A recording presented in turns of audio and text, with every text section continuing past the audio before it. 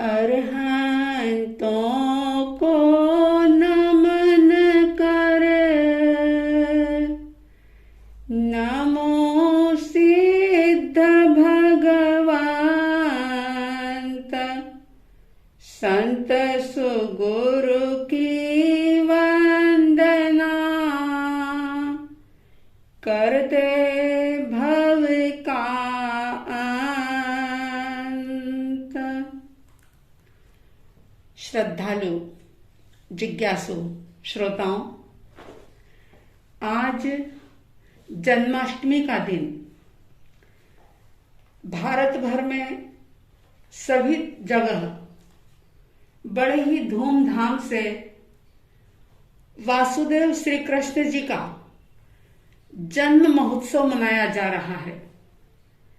क्या जैन क्या अजैन, सभी लोग पुरुषोत्तम श्री कृष्ण का जन्मदिन बड़े ही उल्लास उमंग के साथ मना रहे हैं।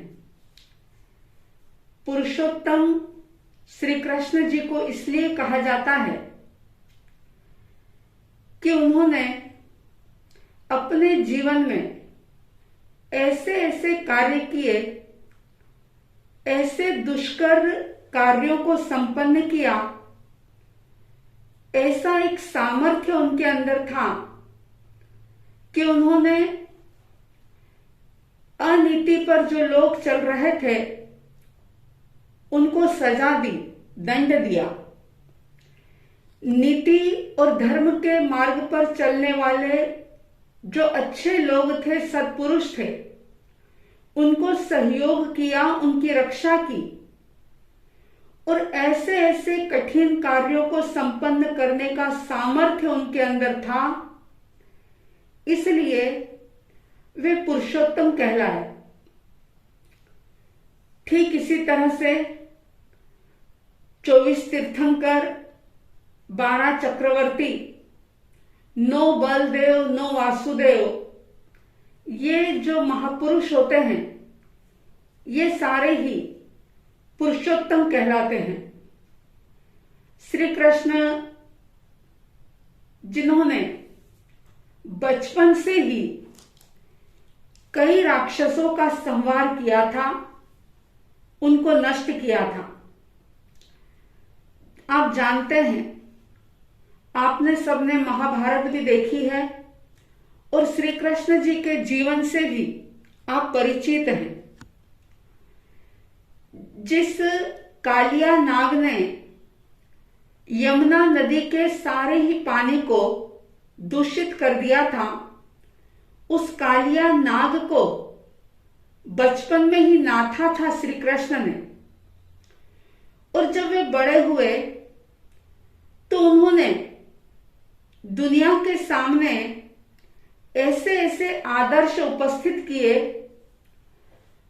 कि आज हजारों वर्ष बीत गए, लेकिन उनके उन आदर्शों को भुलाया नहीं जा सकता और आने वाले हजारों साल बीत जाएंगे, लेकिन उनके आदर्शों को लोग याद रखेंगे। आपको पता है कि श्री कृष्ण जी ने कभी भी जड़ परंपरा को महत्व नहीं दिया। जो विवेकहीनता के साथ कार्य किए जाते थे, जो उस जमाने में यज्ञ होते थे जिनमें निर्दोष लोगों की बलि चढ़ाई जाती थी, ऐसे विवेकहीन क्रियाओं का, यज्ञों का उन्होंने डटकर विरोध किया था। जब जरासंध ने नरमेध यज्ञ का आयोजन किया तो श्री कृष्ण जी ने सुना और सुनकर के भीतर से वे आंदोलित हो गए, उद्वेलित हो गए।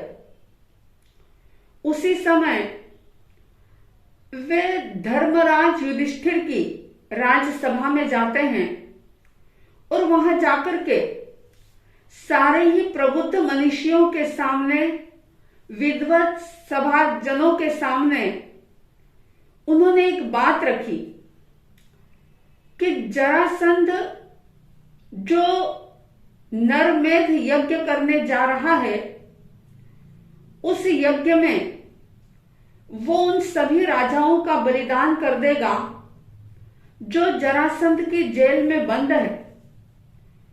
और हमारा ये नैतिक कर्तव्य बनता है कि ये जो अमानवीय कार्य हो रहा है, उस अमानवीय कार्य को रोकना चाहिए। विचार विमर्श हुआ और विचार विमर्श करने के बाद श्री कृष्ण जी की उस बात को सभी लोगों ने स्वीकार किया। भीम अर्जुन को साथ लेकर के श्री कृष्ण वासुदेव जाते हैं और जरासंध का वध करके उस भयंकर यज्ञ को रोकते हैं। इतना ही नहीं, उन तमाम बंदी राजाओं को उन्होंने मुक्त किया। उन्होंने ये संदेश लोगों को दिया कि ज्ञान यज्ञ जो है वो श्रेष्ठ है। और यही बात उन्होंने भागवत गीता में भी कही कि बाहरी क्रियाओं से कभी भी कल्याण नहीं होगा। बाहर के कितने भी यज्ञ कर लो, हवन कर लो, उससे आत्मा को कोई लाभ नहीं होगा। सच्चा यज्ञ तो वो होता है जिसमें आपके भीतर के पाप जल करके समाप्त हो जाते हैं। विडंबना इस बात की है कि आज लोग परंपरा से उन महापुरुषों के जन्मदिन तो मना लेते हैं, मिठाइयां बांट देते हैं, मिठाइयां खा लेते हैं, और इतना ही नहीं, जन्म जयंती के नाम पर बहुत हुड़दंग भी मचा देते हैं। लेकिन उन महापुरुषों ने क्या संदेश दिया, उन्होंने क्या आदर्श उपस्थित किए, उसकी तरफ बहुत कम लोगों का ध्यान जाता है। अगर जिनकी जन्म जयंतियां मनाई जाती है, उन महापुरुषों की कही गई एक भी बात, एक भी संदेश अगर व्यक्ति अपने जीवन में उतार ले तो निश्चित रूप से उसका जीवन परिवर्तित हो सकता है। लेकिन बहुत पीड़ा होती है भीतर में इस चीज को देख करके। दिल रोता है इस बात को सुन करके, देख करके, कि लोग भगवान को मानते हैं लेकिन भगवान की नहीं मानते। ध्यान दीजिए, भगवान को मानना बहुत सरल है, कुछ नहीं लगता। 2-4 जयकारे लगा लो, गले में माला धारण कर लो, मंदिर चले जाओ, पूजा कर लो, स्थानक चले जाओ, सामायिक कर लो, मुंहपत्ती बांध लो, स्वाध्याय कर लो। ये भगवान को मानना बहुत सरल है। स्वाध्याय कर लो, शास्त्र पढ़ लो, लेकिन जो उन्होंने संदेश दिया है, जो उन्होंने उपदेश दिया है, उस उपदेश को मानना ये महत्वपूर्ण है। और उस उपदेश को मानने के लिए संकल्प बल चाहिए, भीतर की तमन्ना चाहिए, जागृति चाहिए।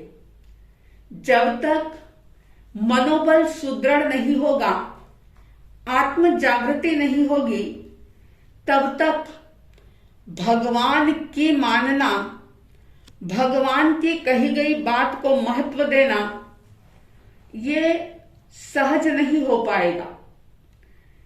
मैं ये कहूंगी, बहुत अच्छी बात है, श्री कृष्ण के जन्मदिन को मनाइए, आप बहुत अच्छे तरीके से मनाइए। लेकिन इसके साथ एक बात ध्यान रखिए कि जन्म जयंती के अवसर पर, जन्माष्टमी के अवसर पर सिर्फ एक संदेश कोई भी एक संदेश जो श्री कृष्ण जी ने दिया उसको जीवन के आचरण में लाने का संकल्प करेंगे, प्रयास करेंगे, पुरुषार्थ करेंगे, अपने मन को तैयार करेंगे कि जो श्री कृष्ण जी ने उपदेश दिया है उनके उन हजारों उपदेशों में से सिर्फ एक बात को जीवन का अंग संग बना लेंगे। अगर ऐसा कोई संकल्प आप करते हैं तो निश्चित रूप से ये जयंती मनाना सार्थक हो सकता है, वरना तो सारी उम्र इस प्रकार की जयंतियां मनाते रहो, चाहे वो महावीर जयंती हो, रामनवमी हो, हनुमान जयंती हो या जन्माष्टमी हो। कोई भी महापुरुषों का, भगवान का, गुरुओं का जन्मदिन या स्मृति दिन मनाते रहें, कोई विशेष लाभ नहीं होगा। तो आइए श्री कृष्ण जी के जीवन को हम देखें कि उन्होंने अपने जीवन में कौन कौन सी बातें ऐसी स्वयं आचरण में लाई और खुद वैसा जीवन जी करके लोगों को संदेश दिया। उन्होंने मुंह से चाहे कम बोला हो, लेकिन उनका जीवन बोलता था। और मजा इसी में है कि व्यक्ति बोले या ना बोले, लेकिन उसका जीवन बोले। और जब जीवन बोलता है तो उसका असर बहुत ही अद्भुत होता है। श्री कृष्ण जी जो कि शांति दूत थे और उन्होंने देखा कि घोर नरसंहार ना हो, हिंसा ना हो, इसलिए पांडवों की तरफ से वे कौरव को समझाने गए थे।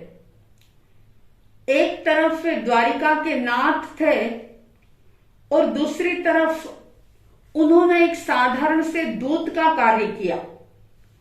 यानी इतने बड़े सम्राट होने के बावजूद भी दूत का, एक संदेशवाहक का कार्य करते हुए भी वे झिझके नहीं, रुके नहीं।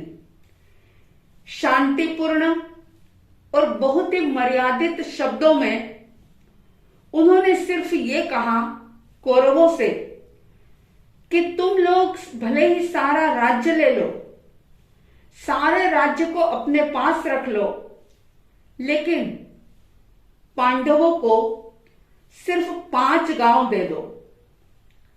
लेकिन कौरवों ने यह बात नहीं मानी। उन्होंने साफ इनकार कर दिया और दुर्योधन ने यहां तक कह दिया कि 5 गांव तो क्या, सुई की नोक बराबर जमीन भी हम पांडवों को नहीं देंगे। जब उन्होंने ऐसा रूखा जवाब सुना तो लौट जाते हैं श्री कृष्ण और फिर उन्होंने सारी जिम्मेदारी स्वयं के ऊपर ले ली। और यही कारण था कि पांडवों ने उस महाभारत के युद्ध में विजय श्री को हासिल किया, विजय प्राप्त की। और उसी महाभारत की युद्ध भूमि के अंदर परिस्थितियों को देखते हुए उन्होंने अर्जुन को एक ऐसा संदेश दे दिया, ऐसा उपदेश दे दिया जो आज आपके हमारे सबके सामने गीता के रूप में है। यानी वो महापुरुष, वो एक पुरुषोत्तम व्यक्ति जो युद्ध की भूमि में भी गीता को जन्म दे सके। कैसी सोच थी उनकी, कैसा चिंतन था उनका।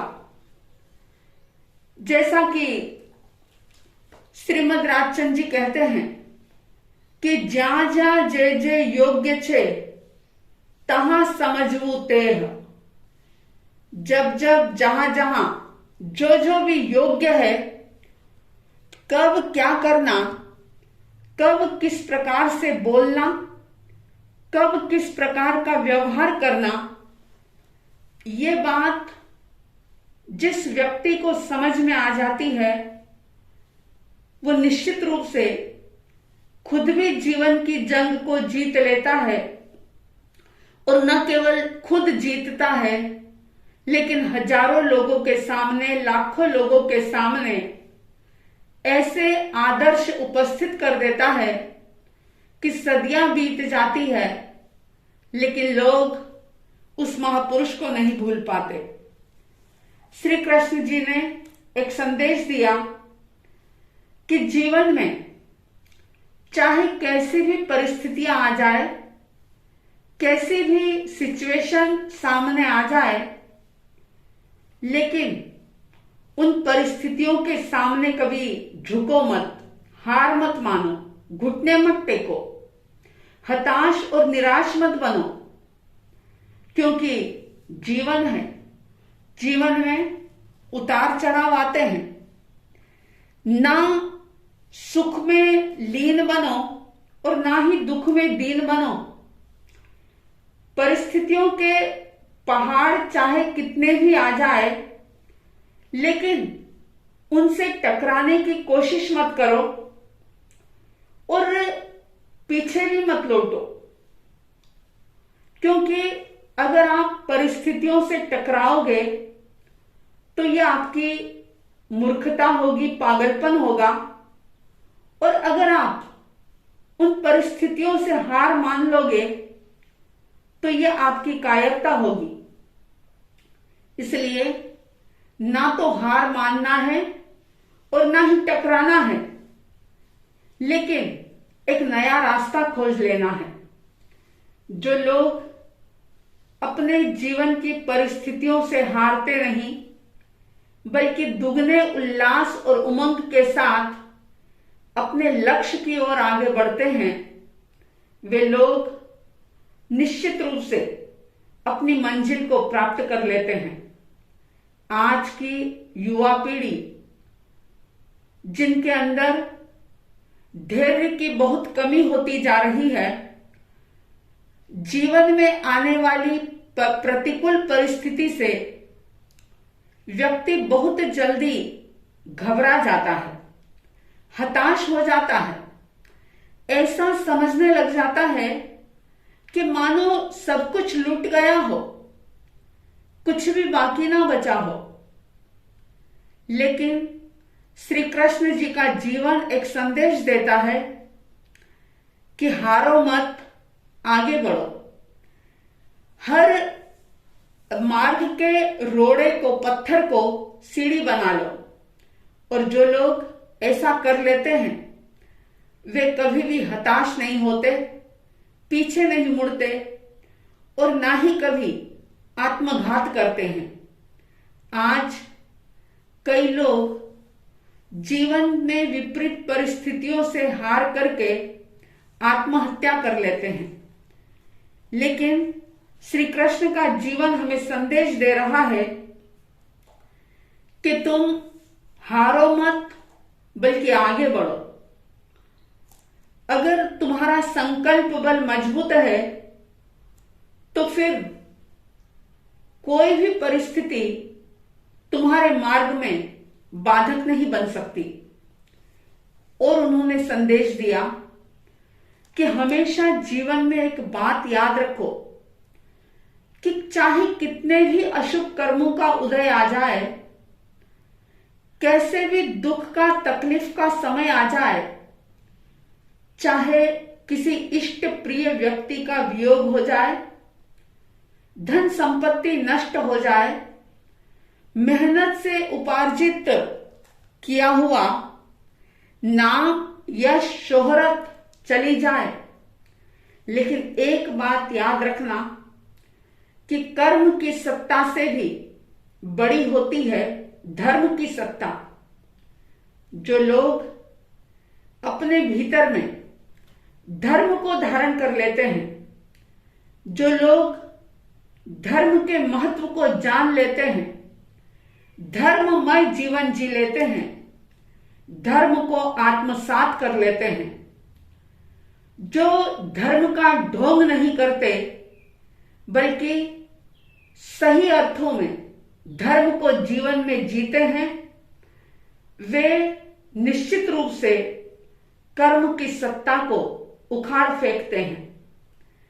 आप इतिहास उठा करके देखें, चाहे कोई भी तीर्थंकर हो, आदिनाथ भगवान हो, महावीर स्वामी जी हो, पार्श्वनाथ भगवान हो, अन्य कोई गजसुकुमार मुनि हो या खंडक ऋषि हो, कोई भी क्यों ना हो, उन्होंने धर्म के बल पर कर्म सत्ता को हराया और यही संदेश दिया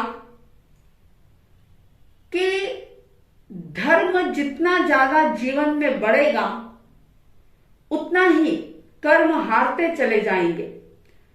कर्म के सामने कभी घुटने मत टेको। स्थिति परिस्थिति कैसी भी आ जाए, लेकिन तुम हारो मत, हमेशा आगे बढ़ो। और जो लोग इस प्रकार से धर्म के महत्व को समझ करके महापुरुषों के द्वारा दिए गए उपदेश और संदेश को आत्मसात करते हैं, यानी उसे सिर्फ दोहराते नहीं, सिर्फ उन उपदेशों की चर्चा नहीं करते, लेकिन उसे अपनी चर्या का अंग बना लेते हैं, उसे जी लेते हैं, निश्चित रूप से उनका जीवन सार्थक हो जाता है। तो मैं सिर्फ इतना ही कहूंगी कि श्री कृष्ण के जीवन से बहुत सारे संदेश हम ग्रहण कर सकते हैं। मित्रता का अद्भुत आदर्श उन्होंने उपस्थित किया था। कैसे उन्होंने सुदामा के साथ मित्रता निभाई थी, आप सभी जानते हैं। तो कुल मिलाकर मेरा कहने का अभिप्राय इतना है कि सिर्फ महापुरुषों की जयंतियां ही ना मनाएं, लेकिन उनके जीवन को देख करके उनके संदेशों को आत्मसात करें, उसे जीवन के अंदर उतारने की कोशिश करें। मतलब ये कि भगवान को महापुरुषों को ही ना माने, लेकिन महापुरुषों की और भगवान की माने। को और की का फर्क समझें। को बहुत सरल है, भगवान को मानना बहुत सरल है, लेकिन भगवान की मानना ये कठिन है। और जब आप भगवान की मानने लग जाओगे तो इस दुख भरे संसार से बहुत जल्दी आप और हम मुक्त हो पाएंगे। सबके जीवन में श्री कृष्ण वासुदेव के जीवन के आदर्श उतरे, उनके आदर्श हमारे आपके आचरण बने। इन्हीं शुभ मंगल भावनाओं के साथ जय प्रभु महावीर, जय गुरु आनंद।